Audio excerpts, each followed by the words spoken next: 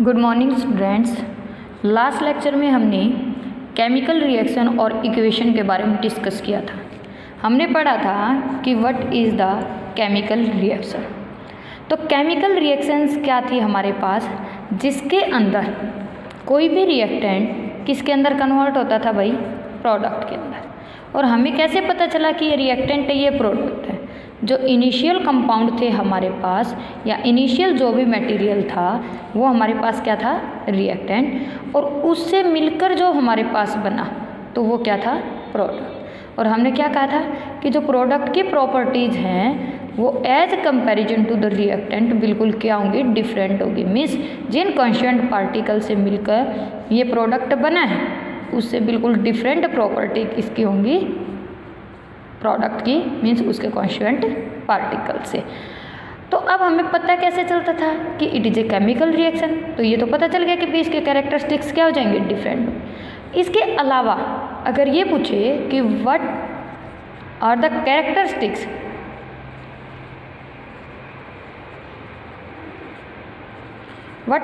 Characteristics characteristics of a chemical reaction. Chemical reactions के characteristics क्या क्या हो सकती हैं। मीन्स अगर मान लो हमारे पास चेंज इन स्टेट आ जाए, चेंज इन स्टेट। अब आप कहोगे कि चेंज इन स्टेट तो हमारे पास आइस भी हो सकती है, कि आइस किस में हमारे पास, वाटर के अंदर कन्वर्ट हो सकते हैं। वाटर किसके अंदर कन्वर्ट हो सकता है, वेपर्स के अंदर।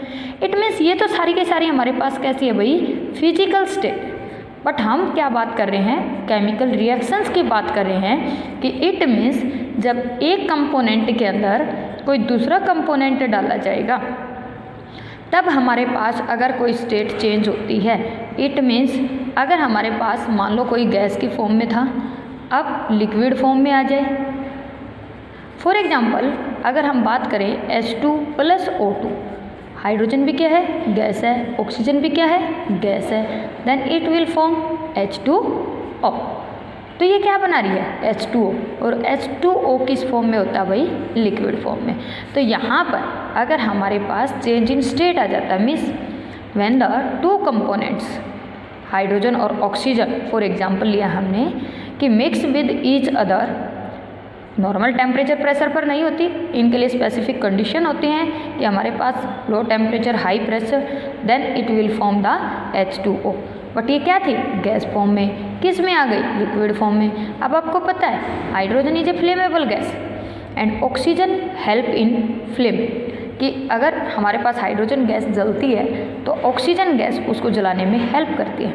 बट H2O की प्रॉपर्टी टोटली बेटा क्या हो जाती है, डिफरेंट हो जाती है, कि ये क्या करता है, फायर को एक्सटिंग्विश, मतलब फायर एक्सटिंग्विशर की फॉर्म में यूज किया जाता है। फायर एक्सटिंग्विशर, तो हमारे पास क्या हो जाएगा, ये फायर एक्सटिंग्विशर के फॉर्म में, यानी कि आग को बुझाने में। इट मीन्स जो इसकी प्रॉपर्टी हैं वो प्रॉपर्टीज टोटली क्या हो जाएंगी, डिफरेंट हो जाएंगी फ्रॉम इट्स कॉन्स्टिट्यूएंट पार्टिकल। तो आप बता सकते हो कि it is a chemical reaction, क्योंकि पहले हमारे पास गैसियस फॉर्म में था, अब लिक्विड फॉर्म में आ गया। जो पहले इसकी प्रॉपर्टीज़ थी रिएक्टेंट की, अब प्रोडक्ट की वो प्रॉपर्टीज़ नहीं रही। It means different properties of the product from its constituent particle, then it is a chemical reaction. Second बोलता बेटा चेंज इन कलर। अगर हमारे पास क्या आ जाता है, कलर के अंदर कोई केमिकल रिएक्शन हो और उसके अंदर हमारे पास क्या आ जाए, चेंज इन कलर, कलर के अंदर चेंजमेंट आ जाए, तो भी वो भी हमारे पास कैसी रिएक्शन होगी, केमिकल रिएक्शन होगी। फॉर एग्जांपल अगर हम बात करें कि पोटेशियम डाइक्रोमेट K2Cr2O7 जो कि किस कलर का होता है बेटा, ऑरेंज कलर का होता है। जैसे ही उसके अंदर से सल्फर डाइऑक्साइड गैस पास करवाई जाएगी, वो कलर कैसा हो जाएगा, ब्लैक कलर हो जाएगा। इट मीन्स कि यहाँ पर इनके बीच कोई ना कोई केमिकल रिएक्शन हुई होगी, तब हमारे पास प्रोडक्ट कुछ और बना होगा। तो कलर पहले कैसा था, ऑरेंज था, अब कैसा हो गया, ब्लैक हो गया। तो it means it is also a chemical reaction. Third आता है हमारे पास कैरेक्टरिस्टिक्स के अंदर evolution of gas. Evolution of gas. अब देखो अगर कोई रिएक्शन है, अगर मैंने क्या किया, किसी एक कंपोनेंट के अंदर कोई दूसरा कंपोनेंट ऐड किया, means when two reactant are mix with each other, then if there will be evolution of gas then it also a chemical reaction.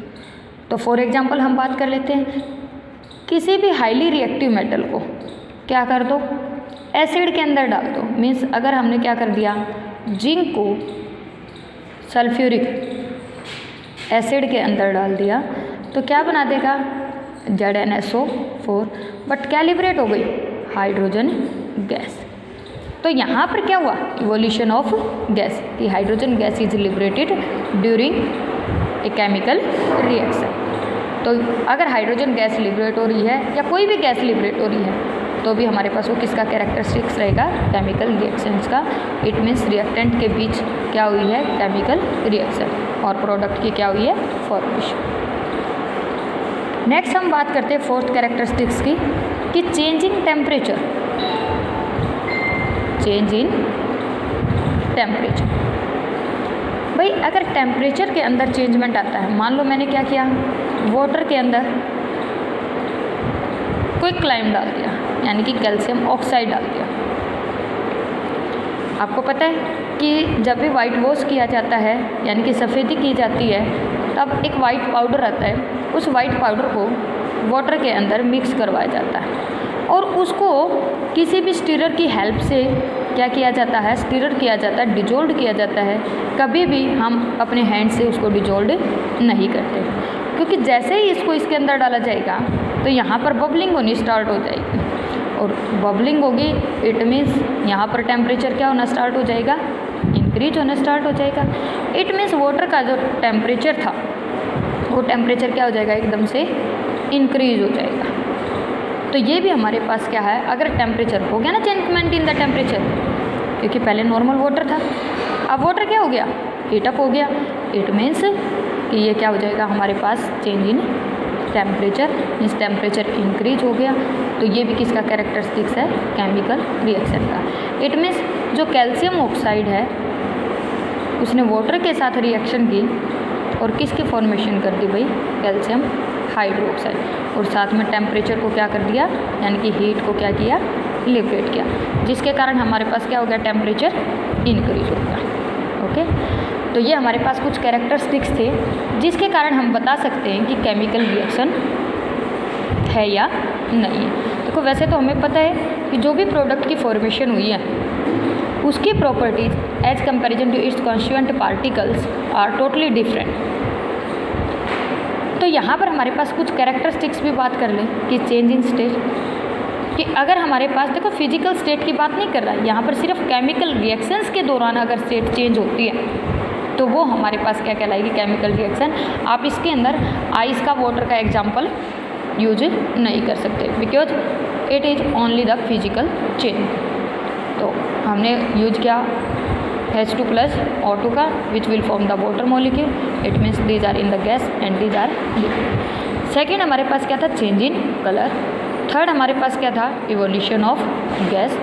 Fourth हमारे पास चेंज इन टेम्परेचर। अगर इनमें से कोई भी एक कैरेक्टरिस्टिक्स आ जाता है तो समझ जाना कि it is a chemical reaction. Okay, अब बात आती है हमारे पास नेक्स्ट में केमिकल इक्वेशन की।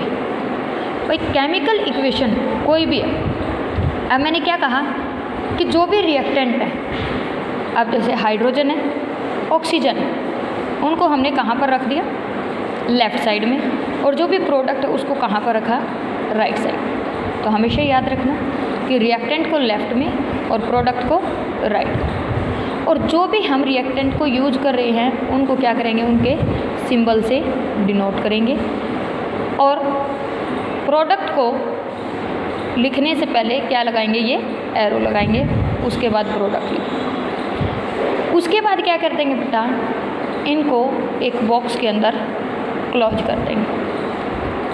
बॉक्स के अंदर क्लोज करने के बाद हम क्या देखेंगे कि यहाँ पर नंबर ऑफ एटम्स और यहाँ पर नंबर ऑफ एटम्स इक्वल हैं या नहीं।